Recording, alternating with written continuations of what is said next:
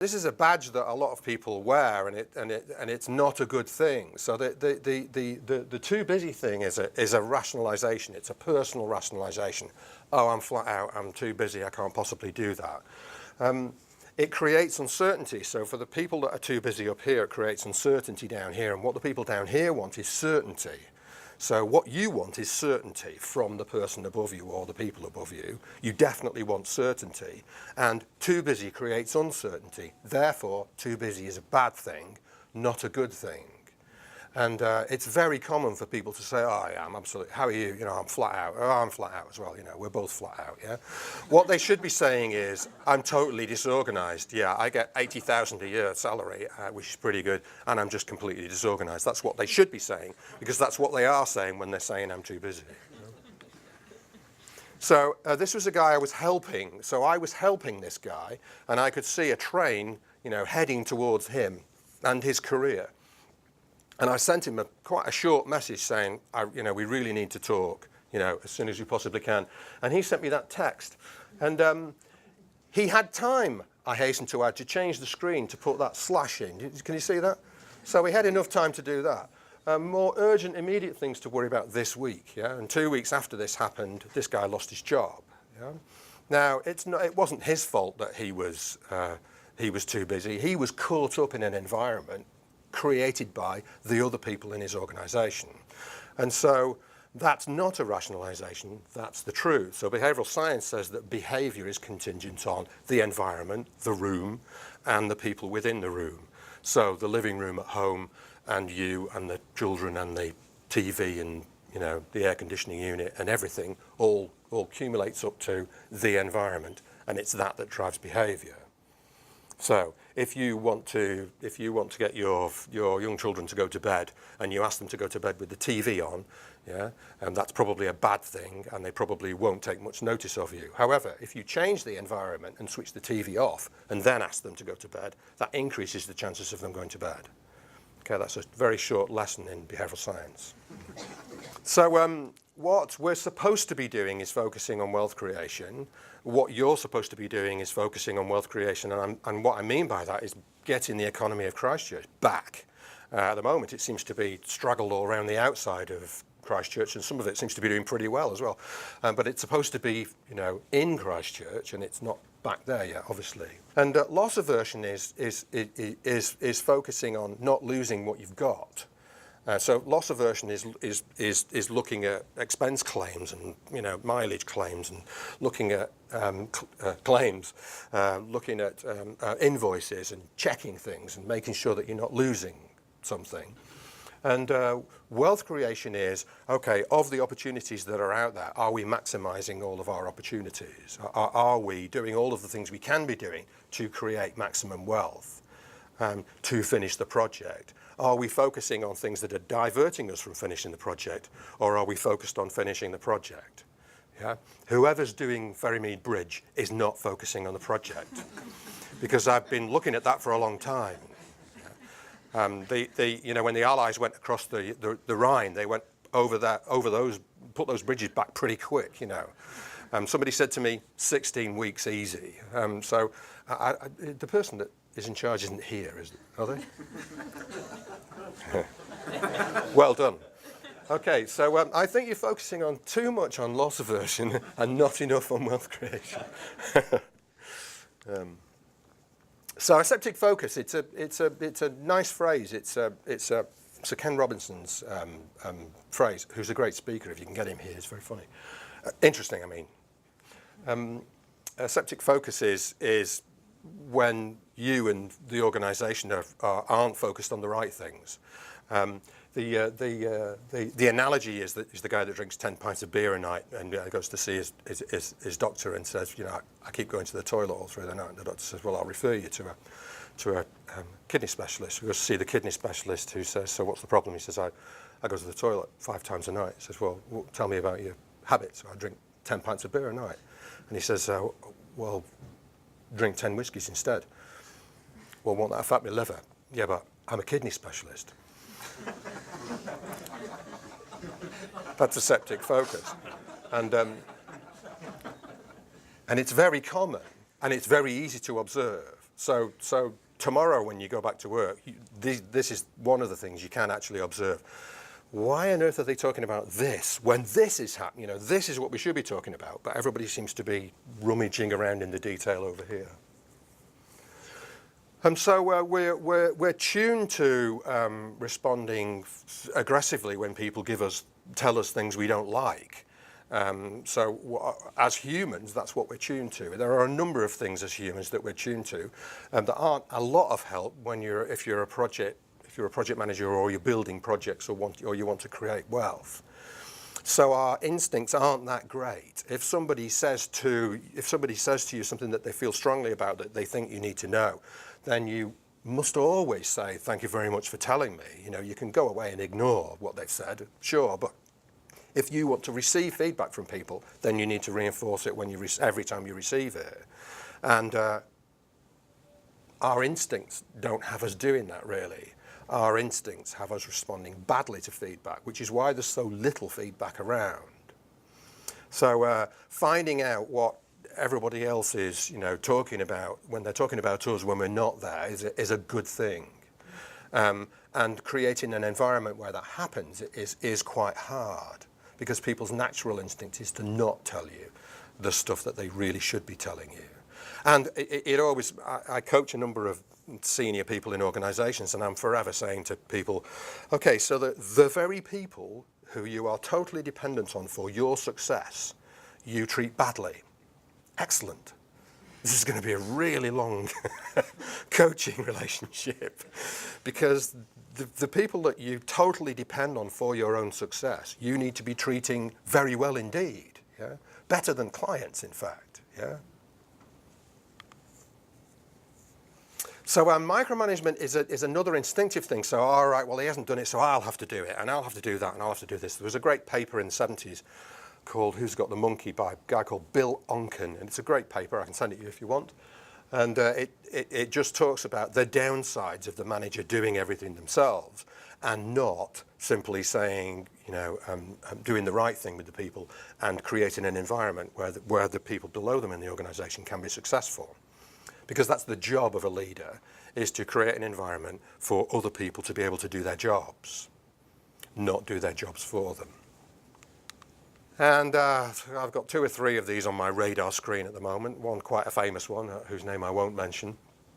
And these are people who are hugely successful and can do the jobs of at least 6 people, but they are very aggressive and they want to be forgiven for all of their out of control, egotistical, lunatic behavior because they're successful.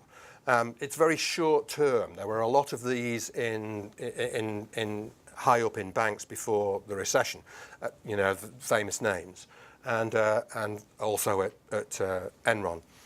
And this is a bad thing. So talented people who are just unchecked type A aggressives need to be ganged up and sorted out. You can sort them out, actually. They're not impossible. It's not impossible to sort these people out.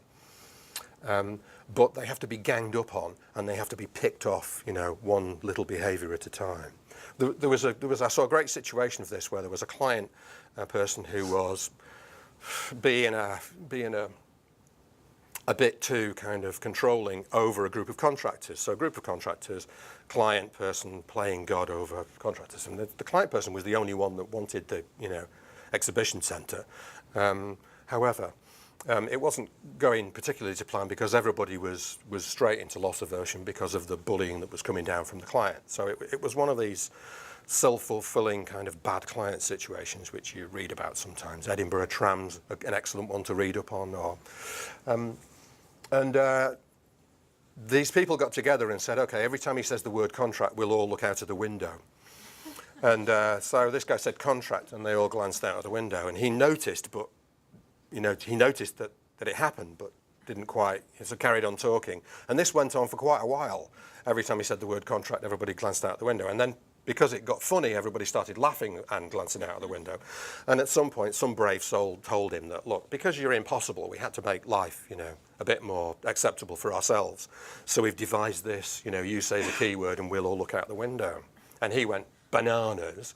But then after a bit, you know, shock, anger, fear, disbelief, acceptance and regret, he finally got there and said, okay, all right, let's talk about how we can go forward, you know, constructively. So they made a way of changing the environment so that the lunatic recognized that he was, you know, and he never said, yes, I'm a lunatic, but he did recognize that it was counterproductive what he was doing. So those kind of things are good things to do. So I want everybody tomorrow when they're in a meeting, if they heard the word contract, just glance out the window. Or if there's somebody in the room today that you know and you hear the word contract, just glance at them. Yeah. I'm not just, you know, suggesting mischief for mischief's sake. Leaders who go and see supervisors and don't see managers on the way, or managers who go and talk to the workforce and bypass the supervisors, that's called rank jumping, and it's very destructive. Yeah. Okay, nobody does that here, I could tell by the looks on your faces, so I'll just move on. You can create the conditions for honest feedback, but there's a very, very easy way of doing it. And the easy way of doing it is get some wireless response devices. So you put a question up on PowerPoint and you let people vote. And nobody knows who voted what. We could have done it today. Maybe if we do this next year, we can do that. We could demonstrate it here. But it's just phenomenal, the difference between asking people whether they're happy with what you've said, because everybody says yes, and actually having a vote on something. And a number of people that have done our courses they're having their meetings now, and they test for knowledge at the end of the meeting. And if you're prepared to do that, it's a bit depressing because you discover that only 50% of the people actually understood what was said in the meeting. Then you have to go back, yeah? But there are a number of companies now who do safety inductions, for example, and instead of getting the workforce to sign that they attended, they test for knowledge, and if you don't get 100% right, you do the, you know, they do the induction again. 20-minute induction, 10-minute test. You have to get all of it right. In the driving test in the UK, you have to get all of the written part right now. So it's a way of putting consequences in the way of learning. But getting anonymous feedback means that you discover, you know, the truth about what it was that you just assumed. Because if you're presiding over a meeting, it's very easy to assume that everybody understood what you said. And you know, if I tested you at the end of this talk on stuff that I'd said, you know, average scores 30-40%, looking at you maybe 60-70. And we do plenty of these. I'm not such a, online surveys are, nobody believes that it's anonymous. You know, you fill in an online survey and you think, nah, I'm gonna be cautious about how I answer this. Whereas with the anonymous survey, with the voting buttons, you can get people to swap them around after every question, so nobody could track it. You know, it couldn't be tracked, and we get a 50% shift to the left, going from online surveys to truly anonymous surveys. It's worth doing. This is a genuine one, and this one highlighted that there wasn't that much objective feedback on work performance from managers, and so I sit down with my manager each month and agree my priorities was very low. So people were saying, no, I don't, even though the organisation was saying, yes, we do. This is what we do, the organisation was saying, and the staff were saying, no, we don't. So it's worth getting, yeah, feedback. So what could you do now? As I said at the start, sustainable change shaped over time. You can have a sense of urgency like an earthquake, and the Harris fencing can come out and you can cover things up, and you know everybody, you know, has that shot of adrenaline. But sustainable change has to be shaped over time, and that means that each part of what you want to change has to be dealt with one at a time, and not many people have the patience to do that, even though that's the only successful way you can do it. It's the same for, you know, for your children. It's the same for getting them to do their homework. It's the same for, you know, all interactions between humans. If you want change, you have to look at things as shaping steps, one at a time, not everything. So you could all write down, if you could wave a magic wand, what would I change in the workplace? You could all write stuff down now. Yeah? If I could change the behaviour of the following 5 people who I can think of in my head right now, what would I have them do? Yeah? You could all do that. Yeah? And if we could wave a magic wand and all that would happen, then the world would be a better place tomorrow. But unfortunately, it doesn't work like that. So we have to take these things, one step at a time. If you want to lose weight, there are 2 things that you can do. You can eat less and you can exercise more. Losing weight is a result, and the behaviours are the food that you put in your mouth and the exercise that you do. And all of the other results are the same. So building a project is just the same. It's an intake of food and it's exercise. That's what it is. Yeah. What the research says about behaviours is that getting all of the simple stuff right is the first thing to do. So responding to emails within 24 hours, responding to phone calls within the day, responding to text messages, all that simple communication stuff is very, very important. And the people in the really high performing projects and companies all do that all the time. So all of those people working in high performing organizations and are responding to and manage their emails properly.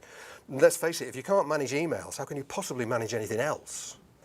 Yeah, because they're dead easy. I get 100 a day. Why? Have you lifted a finger to do anything about it? No, is usually the response. I get 500 a day. Well, you're an idiot then. You have to go and talk to the people that are sending these things and say, don't send me emails like this. Don't copy me in. There are any number of things you can do to manage emails. It's not a hard thing to do. You don't need a university degree to do it. But it's that too busy thing. People get themselves into these kind of cycles of dysfunction, and then they use it as a justification for them to be disorganized. So there is no reason why you can't. I wrote to the ex-Supreme Commander of NATO on Saturday, and he wrote back to me on Sunday. Yeah, and he's dead busy. So here's some stuff. These are things that have been said. A lot of them were said to me whilst I was working for some great leaders. Yeah. So, and could you see yourself saying this to the people that work for you, or the people that are working in the contractors for you, or designers, or whatever it is you do? Yeah. I want you to know that I would really like to be effective helping you in your current role. I want to help you. So if you think you're drowning, let's talk about it and see how we can fix it. So if you do get 200 emails a day, let's fix that. Let's sit down and figure out how we can do this. So do you need any help coaching your people? So coaching is helping people be as good at your job as you are. Yeah? So can I help simplify things for you? Every single one of the great leaders I work for talked about simplicity all the time. They were forever, if we're in a project review meeting or whatever, they would say, nah, just stop, this is too complicated. I don't understand it, and I'm really clever, It's too complicated. You've got to simplify this, yeah? You've allowed the process to get carried away. You've allowed yourselves to get carried away with the process, and you've forgotten that people down there in the organization have got to deliver this thing, and I don't understand it. So I want you to know that being too busy is a bad thing. Yeah, could you see yourself saying that to somebody? It's so important. Few frowns there. Good frowning though. Good feedback for me. So this was said on an Enron job actually at Dabhol in India. The global construction manager stood up and said, "I want you to create a safe place for people to work. I don't care how much it costs." And I was quite surprised at hearing that. Hearing an executive say, "I don't care how much it cost," was a bit of a surprise for me. But if you think about it, what the guy was saying was, "I trust you. I want to make it very clear that I don't want anybody to get hurt on this job. I don't care how much it costs. I trust you to do the right thing. Now do the right thing."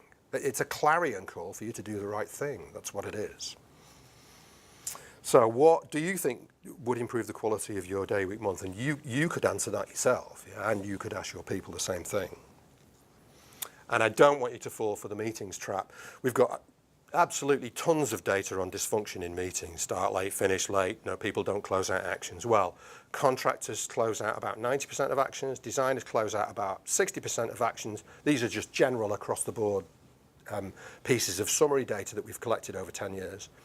But designers always blame the client on the reason why they haven't closed out their actions, and clients are down at 30, 40%. So I don't know whether that's a norm here. 2 or 3 people in the room think it's a norm, yeah? Because they smiled and nodded and stuff. Wow, even more. So yeah, ironic, isn't it, that the client organization is the worst at completing actions, and the client organization is the only person that wants a building or a, you know, it's ironic, but that's how these things go.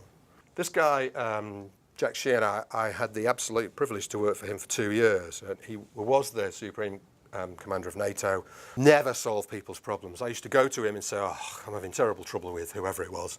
And he'd say, oh, all right, great, okay, so what are you going to do? And I said, I've no idea, can you help me? And he'd say, well, let's sit down. Got any ideas? And I'd go, no, well, I've got all the time in the world. And eventually I'd think of something, and then something else, and then he'd say, okay, let me know how you get on. It's an interesting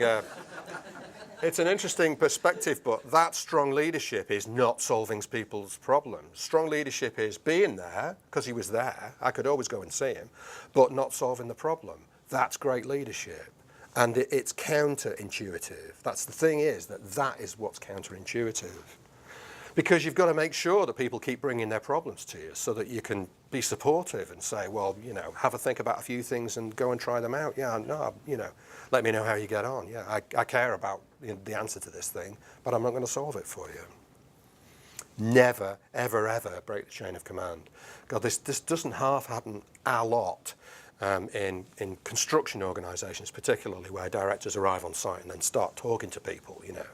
Somebody on one of the projects that we were working on was a director who went straight to a steel fixer and started criticising him for whatever he was wearing. And this bloke kind of just told him to, yeah. And so then the director went and shouted to the agent, say, I was just telling that bloke over there, and he swore at me, you know. Well, what did he expect him to do? You know, you director, him steel. He works for a foreman, who works for the section engineer, who works for the agent, who works for me, who works, do you know what I mean? Rank jumping is just bonkers. If you've got to have an establishment, then honour the establishment. It's better to ask for forgiveness than permission. He said to me, you just go out there and do your stuff. If you get close to the fence, I'll tell you. Yeah, this is Sheehan. So, and he came to see me one day and said, right, yeah, you're going right through the fence. Way past the other side. And there were lots and lots of pithy pieces of wisdom from him. He was very, very good at that. Very good at summarising things in one sentence. I would talk about some problem I was having with a group of people, and he'd say, yeah, you're like the priest standing outside the whorehouse. They're still going in, but you're just making them feel a little bit more guilty. Howard, we'll finish up the questions at this stage. If I can maybe just ask one question of you, just to sort of close this, and then what we'll do is we'll duck down the back and have a drink, pull back the curtains. If there's 2 things we can take away from today, just to sort of bring it back down to a really simple sort of message, what 2 things would you suggest we do tomorrow to sort of have a meaningful change on how we lead? Okay, the first thing you're not going to do is tomorrow write down what you did between 9 and 10, 10 and 11, 11 and 12, 1, 2, 2, 3, 3, 4. Write that, just like one sentence. If you do that, you will have a much better idea about what it is you're doing, because we filter out all of the stuff that we do in a day. We look back on the day and go, wonder what happened today. We rarely get in the car and go, wow, that was a great day. I set out to do the following things and I ticked every single one off. Yeah, we don't do that, and it's very easy to do. So you could observe yourself about what you do. And the other thing that I would suggest you do, which is also very easy to do, is just before you speak, when somebody says something to you, so our behaviour is shaped over time. So a culture or a culture within an organisation or even a family are called conditioned responses over time. Dave says something to me, I say something back. He changes what he's going to say to me because of what I said back. I change what I'm going to say to him because of what he said. So they're conditioned responses over time. So tomorrow you're at work, somebody says something, and you're about to say the usual thing you say in those circumstances. Just stop and think for 3 seconds and say something else. Say something different, yeah? And if you can do that, you will have diverted the environment in off into a different direction. And when I'm coaching people, I'm always desperate to just get them to just take 2 seconds and don't say the same stupid thing you said last time that other person said that. So there's 2 things. Write down what you do, and just reading it is really cognitive. If you just read what you did today, you'll go, what the hell did I do that for? You know, what's that there for? Yeah. And if you just don't say the same thing that you said last time and say something else, the environment will change. And if you can focus on those 2 things, even over a couple of weeks, your environment will have changed, and you'll go, hey, it's magic, you know. But it's not magic. It's very, very simple. Very, very simple, but it's not that easy, because you have to be consciously doing that for long enough for other people to change their responses to you. Then you've changed the environment. Yeah, how's that? Bloody good. Hey, Howard, thank you so much. I'd just like to say thank you, and Okay. yeah, if we can join me in a round of applause, and we'll go and Yeah. have a drink. Thank you.